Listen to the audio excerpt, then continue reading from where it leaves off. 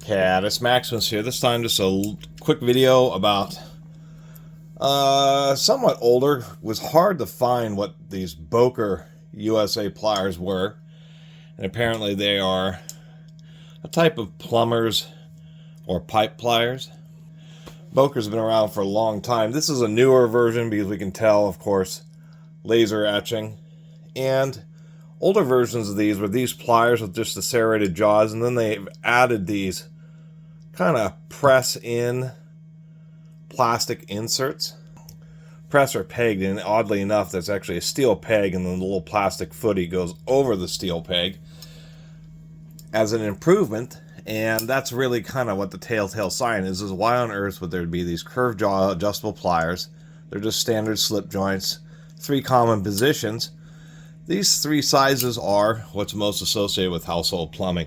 And so the whole idea of these, particularly the newer ones, is that they're just simple pliers for when you're working on, bathroom fittings, installing faucets and stuff, where you don't need a lot of torque, and you don't need a big pipe wrench and channel locks. You just need a simple pair of pliers. And so the plastic bits are specifically to prevent them from gnawing stuff when you're installing. And so just the adjustability is, surprisingly enough, even though it looks like it's pretty wide, this is just a 1-inch socket, but you actually need quite a bit of range.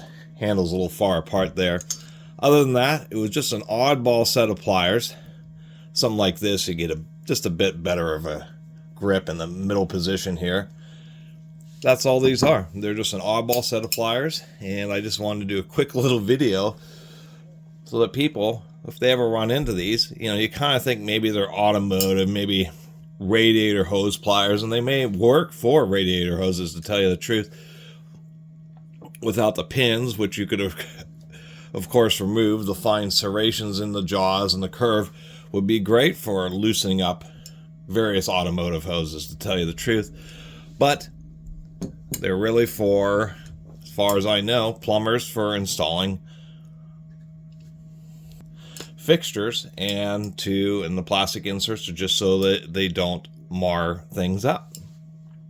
Chrome and brass finishes. Found them along with this really odd wrench, this Napa KD 2024, which was another odd tool. I figured, usually like on Japanese cars, it's 8 millimeters and like 10 or 12 for brake lines, but this is and searching around for German vehicles like Volkswagen uses 7 millimeter brake bleed nut sizes and 11 millimeters for the compression fittings on the brake lines, rather than 8 and 10 or 10 and 12, or excuse me, 8 and 12. So that's what it is. This is a Volkswagen specialty brake bleeder wrench. So just couldn't figure out what it was, but at least it had a part number.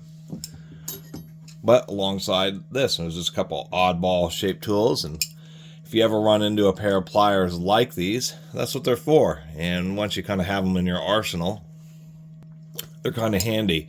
Just because if I ever work on, I'm not a plumber, but if I ever do work on any kind of water fittings or fixtures, it's just kind of nice to know to have a pair of pliers. It's basically the right thing to use. Besides, your options are these or a strap wrench, and many times, pliers are going to be much easier to use than a strap wrench.